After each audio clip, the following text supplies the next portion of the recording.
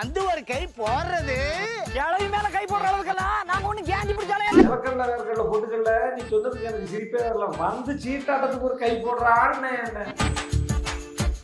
சிறகடி காசு தான் என்னோட ஃபர்ஸ்ட் சீரியல் நினைச்சு பேசுறவங்க இருக்காங்க. இந்த ஜென்சி அப்படிம்பாங்கல்ல. இப்போ ஆனா நீங்க சிறகடி காசுக்கு முன்னாடி வேற நடிச்சிருக்கீங்களா அப்படின்னு நான் முழு சபா சந்தானம் பிரியில இருந்து நடிச்சிருக்கேன். ஓ கவாடு உண்ணாரு வாடு வேறு நீல கட்டு அந்த பாட்டு வச்சா யாரும் தப்ப முடியாது. இப்போதான் நிறைய விஜய் டிவி ஷோ நிறைய ஷோவில் வந்து படங்களை ஸ்பூப் பண்ணுறது கெட்டப் போடுறது அதெல்லாம் நிறைய பண்ணிட்டாங்க. பட் இதுக்கு பிள்ளையார் ஜோடி போட்டது வந்து நாங்கள் அப்படிங்கிற ஒரு பெருமை எங்களுக்கு எப்பவுமே உண்டு. தேவர் மகனில் சொன்ன மாதிரி விதை நாங்கள் போட்டது அப்படிங்கிற மாதிரி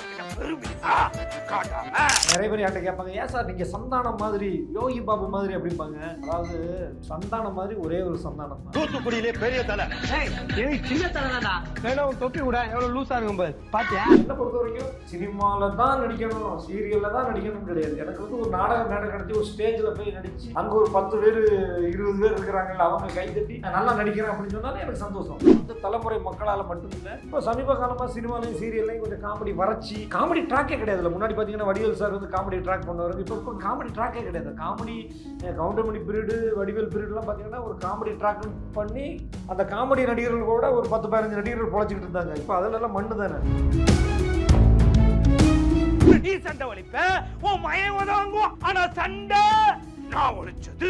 தேவர்மான் படம் பண்ணும்போது விஜய் டிவி ஆஃபீஸ் வந்து அப்போ நுங்கம்பாக்கம் தான் ஸ்டெல்லிங் ரோட்டில். அங்கெல்லாம் பார்த்தீங்கன்னா ஒரு குரூப்பே அடிக்கிறது வந்துட்டாயோ யார் தேவர்மான் படத்தை யாரா கலாச்சிருக்கேன்னு சொல்லி அது ஒரு பிரச்சனை வந்துச்சு.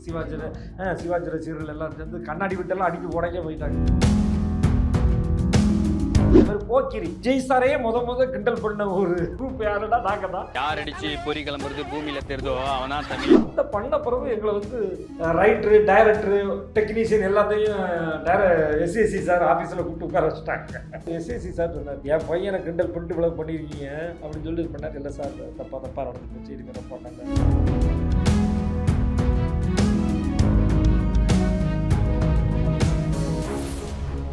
அனைவருக்கும் வணக்கம். இன்னைக்கு நம்மளோட லொல்லுசபா பழனியப்பன் அவர் தான் இணைஞ்சிருக்காரு.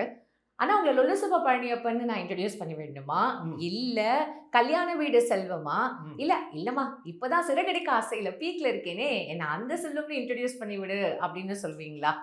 எப்படிதான் நான் உங்களை இன்ட்ரடியூஸ் பண்ணி விடணும்? அதாவது 90s கிட்ஸுக்கு வந்து லொல்லுசபா பழனியப்பன், அப்புறம் கொரோனாக்கு முன்னாடி வந்து கல்யாண வீடு செல்வம், இப்போ வந்து சிறகடிக்க ஆசை செல்வம். ஏன்னா மக்கள் என்ன நினைக்கிறாங்களோ மக்கள் என்ன பேசுகிறாங்களோ அவங்க போக்கிலே விட்டுறது.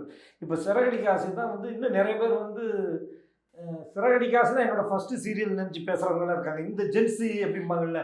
இப்போ ஆனால் நீங்கள் சிறகடிக்க ஆசைக்கு முன்னாடி வேற நடிச்சிருக்கீங்களா அப்படின்னு நான் உள்ள சந்தானம் பிரியிலேருந்தே நடிச்சிருக்கேன் அப்படியா சொல்லிட்டு அதுக்கப்புறம் பழைய வீடியோவெல்லாம் பார்க்கும்போது தான் யோ என்னடா நீங்க எப்பத்துல இருந்து நடிச்சிருக்கீங்க, ஏகப்பட்ட நடிச்சிருக்கீங்க, அடையாளம் தெரியல. நீங்க அப்ப வேற மாதிரி இருந்தீங்க, இப்ப வேற மாதிரி மாறி இருக்கிறதுனால அடையாளம் தெரியல.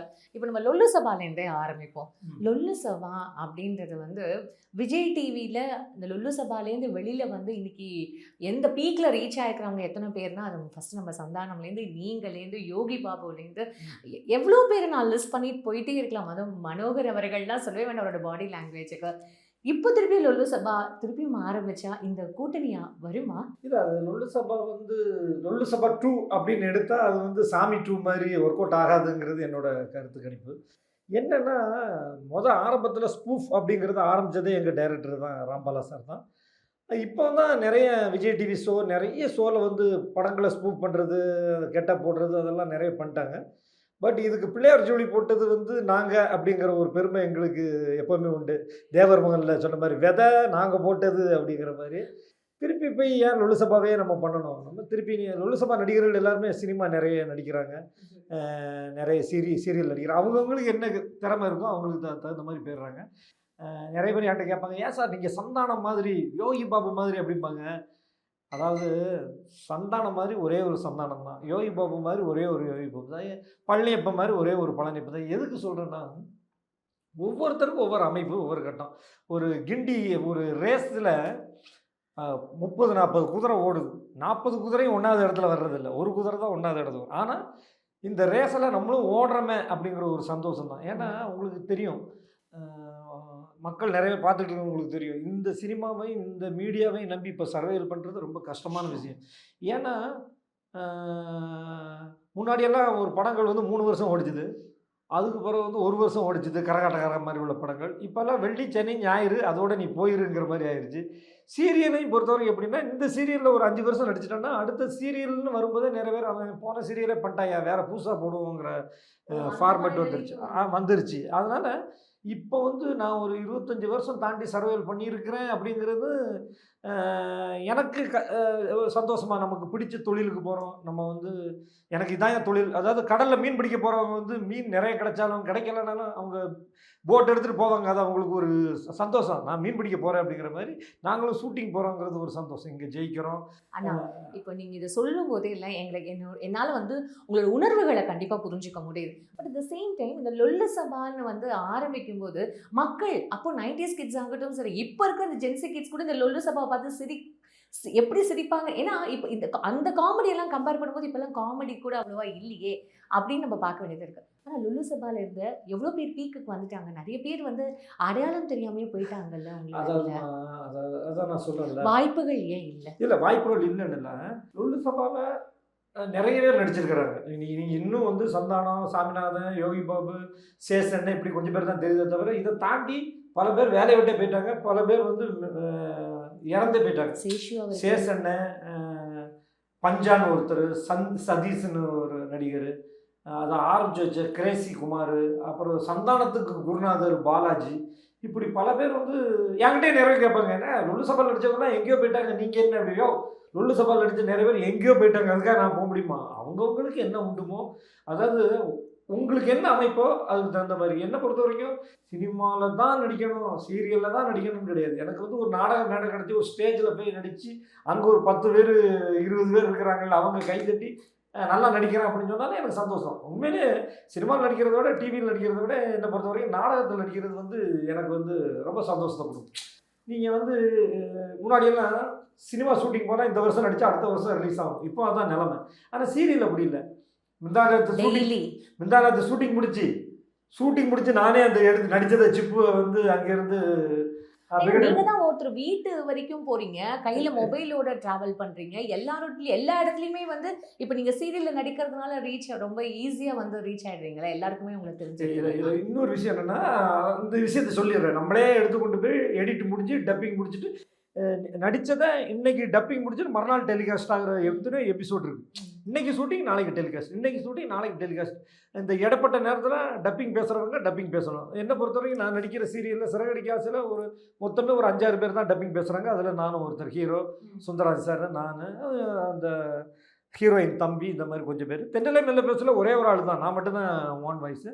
இதனால் என்னென்னா ஒத்துக்கிட்ட ப்ராஜெக்டை வந்து கரெக்டாக டப்பிங்கெல்லாம் பேசி முடிச்சுட்டு கரெக்டாக அது வந்து எப்படி ஒர்க் அவுட் ஆகுது ஆகலைங்கிறத தாண்டி நம்ம வேலையை நம்ம கரெக்டாக பண்ணிடணும். சந்தானம் அவர்கள் ஹீரோவாக நடிக்க போய் இல்லை காமெடினா படத்தில் நடிக்க போனதுக்கு அப்புறமே லொல்லு சபா வந்து விழுந்துடுச்சு அப்படின்னு நம்ம எடுத்துக்கலாமா?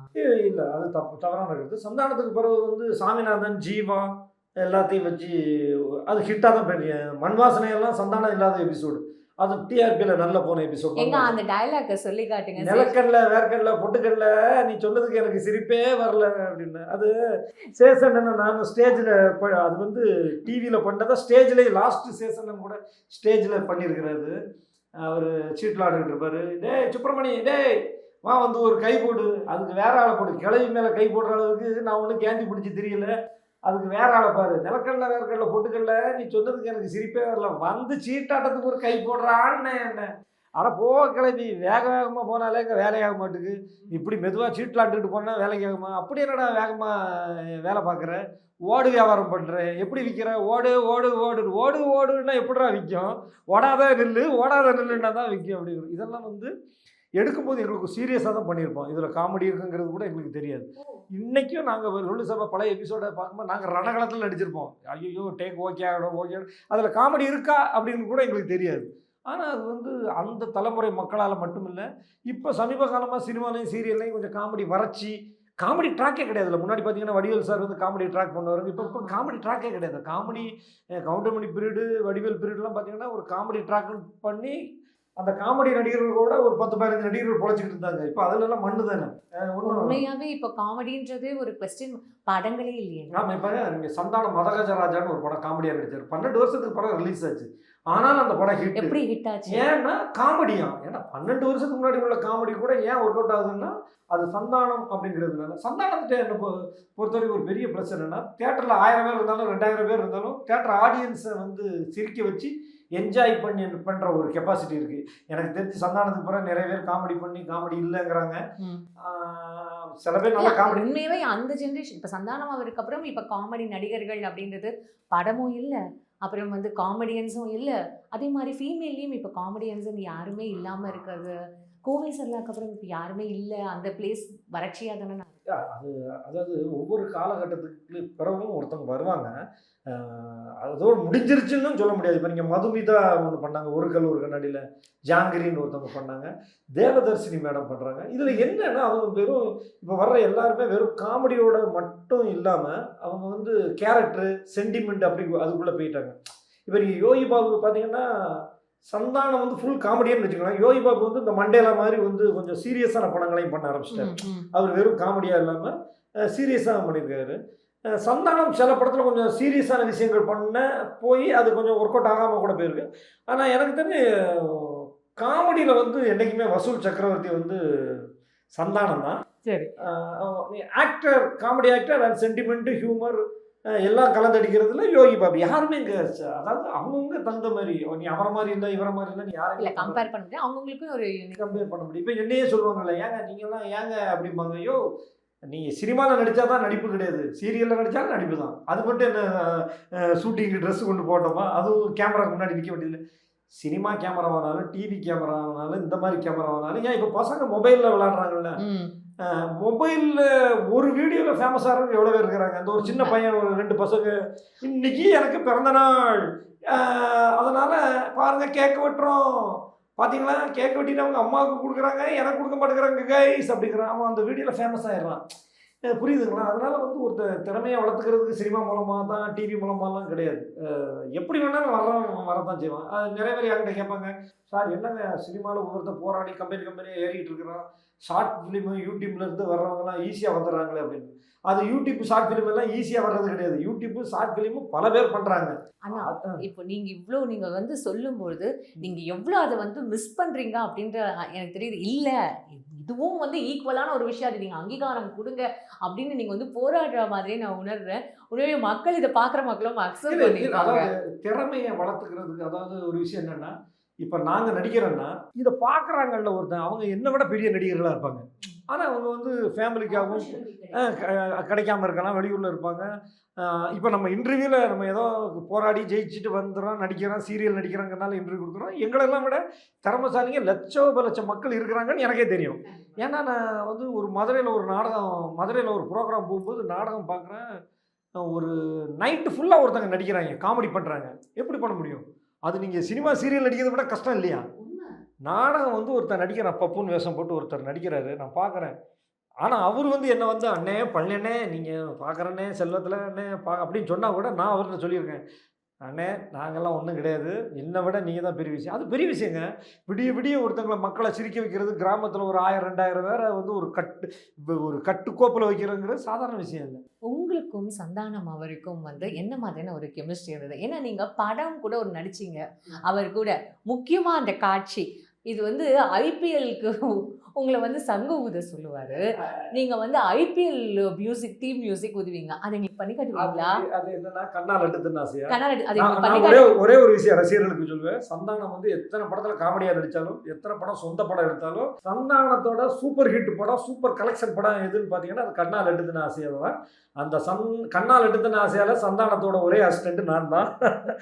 சந்தானம் சார் நல்லா பார்த்துக்க, சென்டிமெண்ட்டாக அவங்க கூட நடித்து லொல்லு சபானாலும் சரி, கண்ணால் எடுத்துன்னு ஆசையானாலும் சரி, இந்த வீடியோ அவருக்கு ஷேர் பண்ணுவீங்களா? கண்டிப்பாக ஷேர் பண்ணுவேன், கண்டிப்பாக. அதனால் எனக்கு வர்ற படங்கள்ல எனக்கு வாய்ப்பு கொடுங்க. இன்னொரு விஷயம், அதாவது இவருக்கு கொடுக்கக்கூடாதெல்லாம் கிடையாது, அது கரெக்டான விஷயங்கள் வரும்போது கிடைக்கும். இன்னொன்று, நான் சந்தானம் கூட தில்லுக்கு துட்டெல்லாம் பண்ணேன், ஆனால் படத்தில் வரல. சக்கப்போடு ராஜா, அப்புறம் மச்சக்காரன் படத்துலலாம் வந்தது தவிர, தில்லுக்கு துட்டில் ராம்பாலா சார் தான் டைரக்டர், குருநாதர் கூப்பிட்டு வாய்ப்பு கொடுத்தாரு. அது படத்தில் ஃபுட்டேஜில் வெட்டிட்டாங்க. அதே மாதிரி டிடி ரிட்டர்ன்ஸ்னு ஒரு படம், அதுலேயும் ஆனந்த் கூப்பிட்டு வாய்ப்பெல்லாம் கொடுக்காம இல்லை, கொடுத்து ஃபுட்டேஜில் போயிடுது. அதை நீங்கள் வந்து வேணும்னே பழனியை கூப்பிட்டு அவனுக்கு சம்பளத்தை கொடுத்துட்டு அவன் சீனை வெட்டணும்லாம் கிடையாது, அது நடந்துருது. இப்போ நீங்க இதை சொல்லுங்க, அவரோட அந்த கண்ணால் அடித்தின ஆசையால அந்த ஒரு சீன் பண்ணீங்களா, அந்த சீன் எங்களுக்கு பண்ணி காட்டுவீங்களா, ரீக்ரியேட் அது பண்ணுவீங்களா? சந்தானம் வந்து என்ட்ரி, சந்தானம் என்ட்ரி. அப்போ வந்து நான் வந்து இந்த சங்கு வச்சுட்டு அப்படின்ட்டு இருப்பேன், தலையெல்லாம் நல்லா வலிச்சு செய்யிருப்பேன். அப்போ அவர் வந்து டேய் என்னடா பண்ணிட்டு இருக்க, பார்த்தா தெரியல சங்கு ஊதுறேன், எங்கே ஊது, ஏன்டா ஆர்மோ சாவுக்கு வாசிக்கிறான்னா ஐபிஎல் மேட்ச்சுக்கு ஊதுறியா, இப்படி நீ ஊதுறத பார்த்தா அவன் மேட்சுக்கு கிளம்பி போயிடறா, சாவு வீட்டுக்கு வந்துட்டு போட அதனால ஊதுறான் அப்படின்னு சொல்லிட்டு இதான் இன்ட்ரோடக்ஷன். அதுமாதிரி சந்தானம் லவ் பண்ணும்போது ஃபேனை திருப்பி விடுறது, சந்தானத்தை அந்த விடிவி கணேசை கூப்பிட்டு இப்போ இந்த அடி வாங்கி கொடுக்குறது, நிறைய விஷயங்கள் அவர் அந்த பாட்டு பாடிட்டு இருக்கும்போது ரிமோட் எடுக்கிறது, ஒரு 4-5 சீன் அந்த படத்தில் இருந்துச்சு. இன்னும் ஒரு 4 சீனை கட் பண்ணிட்டாங்க லட்டு தினசில். எல்லாமே நீங்க எங்களுக்கு நிறைய பாசிட்டிவிட்டி எங்களுக்கு சொல்லிட்டீங்க. லொல்லு சபால எங்களுக்கு தெரியாத கான்ட்ரவர்சியான இந்த விஷயம்லாம் நடந்ததுமா, வெளில அதெல்லாம் சொல்ல முடியாதுமான்ற மாதிரி இருக்கா? நிறைய படங்களுக்கு எதிர்ப்பெல்லாம் வந்திருக்கு. தேவர் மகன் ஒரு படம் பண்ணும்போது தேவர் மகன் படம் பண்ணும்போது விஜய் டிவி ஆஃபீஸ் வந்து அப்போ நுங்கம்பாக்கத்தெல்லாம் ஸ்டெல்லிங் ரோட்டில் அங்கெல்லாம் பார்த்தீங்கன்னா ஒரு குரூப்பே அடிக்கிறதுக்கு வந்துட்டாயோ, யார் தேவர் மகன் படத்தை யாரா கலாச்சிருக்கேன்னு சொல்லி அது ஒரு பிரச்சனை வந்துச்சு. சிவாஜி ரசிகர்கள் எல்லாம் சேர்ந்து கண்ணாடி விட்டெல்லாம் அடிக்க உடைக்க போயிட்டாங்க. அது அன்னைக்கு ஒரு பஞ்சாயத்து முடிஞ்சிருச்சு. அதே மாதிரி போக்கிரி, நீங்கள் வந்து விஜய் சார் படத்தை விஜய் சாரையே முத கிண்டல் பண்ண ஒரு குரூப் யாருன்னா நாங்கள் தான்.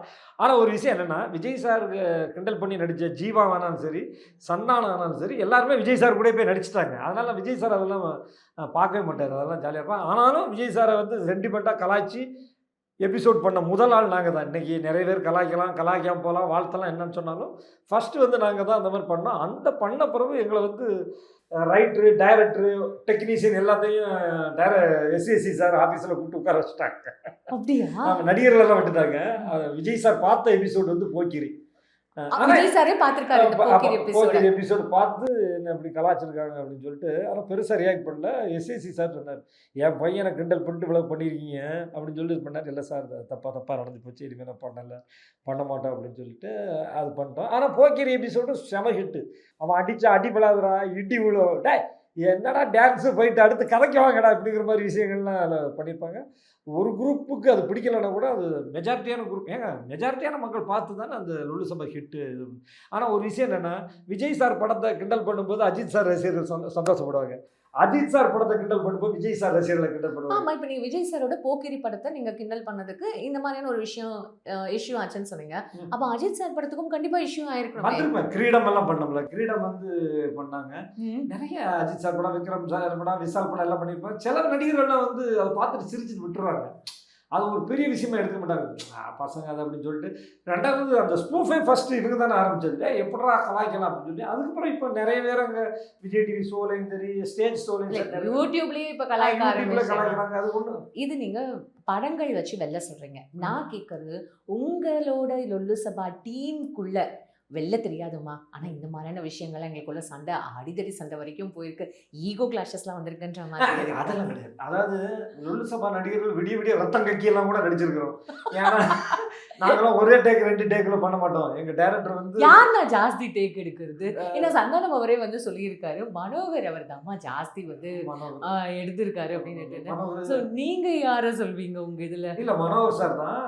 என்ன கேட்டால் ஈஸ்டர் அதிகமாக டேக் வாங்க மாட்டார், சந்தானம் சார் அதிகமாக டேக் வாங்க மாட்டார். ஒரு 2 பேர். நான் வந்து லொல்லு சபாவில் வரும்போதே வந்து டைலாக் பேசுகிற ஆர்டிஸ்ட்னு சொல்லி தான் வந்தேன். சரி, சும்மா நிற்கிறமால சும்மா அட்மாஸ்பியருக்கெல்லாம் வரல. நான் வந்தோடனே, ஏன்னா அட்மாஸ்பியர்லாம் நான் வந்து சினிமா டிவியில் ஆரம்பத்தில் வந்திருக்கிறேன். ஆனால் லொல்லு சபாவில் முதல் எபிசோடே வந்து எனக்கு சந்தானம் காம்பினேஷனில் சந்தானத்து கூட உள்ள டைலாக் ஆர்டிஸ்ட் தான் நான். சொல்லுங்க, அது ஷேர் பண்ணுவீங்களா? அது ஃபர்ஸ்ட் இந்த சரக்கு பாட்டில் ஓப்பன் பண்ணுறது தான் என்னோட மெட்ரு அப்படின்னு சொல்லிட்டு சரக்கு பாட்டில் ஓப்பன் பண்ணுவேன். என்ன படம் அது? அது வந்து பூவே உனக்காக, சந்தானம் எபிசோடு. அதுல எங்க டைரக்டர் எனக்கு முதல் கொடுத்த வாய்ப்பு வந்து சரக்கு பாட்டில் ஓப்பன். அதுக்கு பிறகு இன்னைக்கு வரைக்கும் சிறகடிக்காச தெண்டலை மேல பேச வரைக்கும் அது சரக்கு ஓப்பன் பண்ற விஷயம் இருக்கு. அதாவது நடிக்கிற பழனியப்பா நடிக்கிற காட்சியில குடிக்கிற காட்சி 80% இருக்கும் அப்படிங்கிறது. அது நடிப்பு தானே. பவன்ட்ட ஊற்றி கொடுப்பாங்க இல்லை ஏதாவது ஃபேண்டா. சரி, அதை பூவை உடக்காக காட்சியே சொல்லுங்க, ஓபன் பண்ணி கொடுத்தீங்க. அதுக்கப்புறம் என்ன மாதிரியான ஒரு கான்வர்சேஷன் ஆச்சு? அதுல வந்து அப்பா எனக்கு அப்பா வந்து சாமிநாதன் சார். ஃபர்ஸ்ட் நடிக்கிறதே சாமிநாதன் சார் தான். சாமிநாதன் சார் வந்து நான் ஊர்ல சின்ன வயசுல அவரோட ஷூட்டிங் பார்த்து வளர்ந்தவன் நான். அவரு கூட நடிக்கிறதுங்கிற ரொம்ப சந்தோஷமான விஷயம். சந்தானம் பார்த்தாரு. சந்தானம் பார்த்துட்டு நடிக்கும்போது ஹெவி ரியாக்ஷன் போடும்போது டேரக்டர் சொன்னார், என்ன நம்ம டீம்ல புதுசா ஒருத்தன் என்ட்ரி பயங்கரமா பண்றாரு. உண்மையிலே சொன்னார். ஆக்சுவலா என்னோட கேரக்டர் வந்து அங்க லுல்லு சபா ஜீவாவுக்கு தான் வச்சிருந்தாங்க. லுல்லு சபா ஜீவா என்னை பார்த்து முறைஞ்சான், நீ மட்டும் வரல இதை நான் பண்ணியிருப்பேன் அப்படிங்கிற மாதிரி. ஆனால் அதுக்கு பிறகு சந்தானம் வந்து சினிமா வாய்ப்பு கிடைச்சி போகும்போது ஜீவா இவங்கெல்லாம் பண்ணாங்க. ஜீவா பண்ணுற பல எபிசோடில் வந்து நான் கொஞ்சம் மெயின் ரோலாக பண்ணியிருப்பேன். சந்தானம் பண்ணிகிட்டு இருக்கும்போது நான் டைலாக் ஆர்டிஸ்டாக இருந்தால் கூட ஜீவா மாறன் எல்லாம் பண்ணும்போது கொஞ்சம் வெயிட்டான கேரக்டர்லாம் பண்ணிட்டேன். ஆனால் நான் பண்ணும்போது தெரியல எத்தனை எபிசோட் பண்ணேன்னே எனக்கு தெரியல. ஒரு 75 எபிசோட் பண்ணேன்னு வைங்களேன். ஆனால் இன்னைக்கு இவங்க ஷார்ட்ஸ் எல்லாம் கட் பண்ணி போட்டு பார்க்கும்போது அது ஒரு 79 ஷார்ட்ஸ் இருக்கு. நானே இவ்வளவு பண்ணியிருக்கேன்னு எனக்கே தெரியலையப்பா. நீங்க நடிக்கும்போது தெரியல ரத்த கலரையோட. அதாவது லுல்லு சபா பத்தி நான் பொய் சொல்ல முடியாது. பொய் சொன்னா டைரக்டர்ல இருந்து எல்லாருமே பார்ப்பாங்க. அதுல மொத்தமே ஒரு 2 எபிசோட்ல தான் நான் வந்து டைலாக் சொதப்பியிருக்கேன். அது என்னன்னா வேதம் புதிதுன்னு ஒரு எபிசோடு. அது வந்து ஐயர் ஸ்லாங் போட்டு பிராமின் ஸ்லாங்கில் டைலாக் பேசுறது. அதில் ஒரு 10 டேக் 12 டேக்கு. அது மட்டும் இல்லாமல் இது தாண்டா போலீஸ்ன்னு ஒரு படம் வந்து டாக்டர் ராஜசேகர் படம் வந்து இவர் லுல்லு சபாவில் பண்ணும்போது ஜீவா தான் ராஜசேகர் கேரக்டர். நான் அதில் வந்து காலேஜ் ஸ்டூடெண்ட் கேரக்டர் ஒன்று, அப்புறம் ஓல்டு கெட்டப் ஒன்றுன்னு பார்ப்பேன். அந்த ஓல்டு கெட்டப் பண்ணும்போது வந்து எங்கள் சுப்பாராவ் ஹவுஸ் தான் ஷூட்டிங்க வலசரவாக்கத்தில். அது 18 டேக்கு. அதுதான் வந்து நான் ராம்பாலா சார்ட்ட திட்டு வாங்கி நடித்தது. அதுதான் அது வந்து மொத்தமே 2 எபிசோடில் இது ஒன்று திட்டு. அது எப்படின்னா அது யாராவன், அதுக்கு யார் காரணம் அப்படின்னு இதெல்லாம் முடிக்கிறதுக்கு ఒక వాడు ఉన్నారు, వాడు పేరు నీల గంటలు, அவன் ஸ்பாட் வச்சா யாரும் தப்ப முடியாது. இது வந்து அவர் சொன்ன மாடுலேஷன்ல நான் பண்ணல. சரி, ఒక వాడు ఉన్నారు, వాడు పేరు నీలగుంటలు, அவன் ஸ்பாட் வச்சா யாரும் தப்பு. Right, one more. ఒక వాడు ఉన్నారు, వాడు పేరు నీలగంటలు, அவன் ஸ்பாட் மாடுலேஷன் கரெக்ட். அது 18வது டேக்ல தான். ఒక వాడు ఉన్నారు, వాడు పేరు నీలగంటలు, அவன் ஸ்பாட் வச்சா யாரும் தப்ப முடியாது. இதான் இது 18வது டேக். சூப்பர்டா. முடிஞ்ச உடனே எல்லாம் ரத்தம் வந்துருக்கு. இது வந்து நீங்கள் சாமிநாதன் சார் கூட டேக் வாங்குவாப்புல. ஆனால் அவரோட ஆக்டிங் வேறு மாதிரியா இருக்கும். மனோகர் வந்து எல்லா எபிசோட்லையும் டேக் வாங்கினாலும் மனோகர் ரீச் ஆன அளவுக்கு நானும் மங்கி ரவியோ உடுமலை ரவியோ முல்லையோ ரீச் ஆகும். பாடி லாங்குவேஜ்னால அவர் ரீச் ஆகும். பாடி லாங்குவேஜ்ங்கிறது அவர் மாதிரி தமிழில் மட்டும் இல்லை, இந்தியாவில் மட்டும் இல்லை, உலகத்தில் ஒரு நடிகை மாட்டார். வழக்கமாக வந்து அது ஏன்னா டைலாக்லேயே என்னடா ஃபிக்ஸ் வந்த மாதிரி பேசுகிறேன். அது வந்து நான் வந்து லுல்லு சபா ஸ்டார்டிங்கில் நடிக்க போகும்போது தாம்பரத்தில் பஸ்ஸில் இறங்கி தாம்பரத்துலேருந்து இன்னொரு பஸ் பிடிச்சி போவோம். அப்போ வந்து எங்கள் கூட வெங்கட்ராஜனும் லுல்லு சபா மனோகரன் எல்லாம் வந்திருக்காங்க கூட பஸ்ஸில். வந்து வெங்கட்ராஜன் திரும்பியில் ஒல்லியா ஈர்க்குச்சியாக இருப்பார். அவர் இறந்து போயிட்டார். இருப்போம் அவர் இறந்து போயிட்டாரு. மனோகரையும் வெங்கட்ராஜன் தான் நிறைய பேருக்கு தெரியும். அப்போ நான் லுல்லு சபா ஸ்டார்டிங் டெலிகாஸ்ட்லாம் என்ன நிறைய தெரியாது. பார்ப்பாங்க, டைலாக் ஆர்டிஸ்ட் விட்டுருவாங்க, பெரிய ரீச் கிடையாது. சோசியல் மீடியா வந்ததுலேருந்து ஒரு 10 வருஷத்தில் இப்படி ஒரு நடிகை இருக்கிறான், லுல்லு சபா பழனியப்பன் இப்படி ஒருத்தன் இருக்கானோ அப்படிங்கிறது சோசியல் மீடியா தான். அதுக்கு முன்னாடி நான் நடித்த எதுவுமே ஒர்க் அவுட் ஆகல, தெரியல. லுல்லு சபா பழனியப்பன் என்ன லுல்லு சபா நடிச்சா நமக்கு சர்ச் பண்ணி பார்க்கும்போது ஆமாம் இப்படி ஒருத்தன் உயிரோட இருந்திருக்கான். லுல்லு சபான்ற ஒரு விஷயமே ஜென்சி கிட்ஸுக்கு அதுக்கப்புறம் கூட தெரிஞ்சுக்கிட்டு. அதுக்கப்புறம் இப்போ என் பையன்லாம் இன்னைக்கும் சிறகடிக்காசியோ தெண்டலை மேல பேசுவான். நான் நடித்த எதையுமே சொல்ல மாட்டான். அவன் லுல்லு சபா தான் பார்ப்பான்.